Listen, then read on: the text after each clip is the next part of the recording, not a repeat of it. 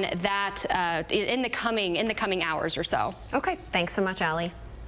Governor Greg Abbott is activating state resources ahead of heavy rain and storms across Texas this week, with multiple rounds of thunderstorms in the forecast. He's ordered swift water rescue teams, search crews, DPS troopers, game wardens, and medics to be ready to deploy. As Allie just mentioned, the storms here across the state, the biggest threat is flash flooding, along with damaging winds, hail, and possible tornadoes. You're urged to review family plans, check emergency kits, and follow local warnings.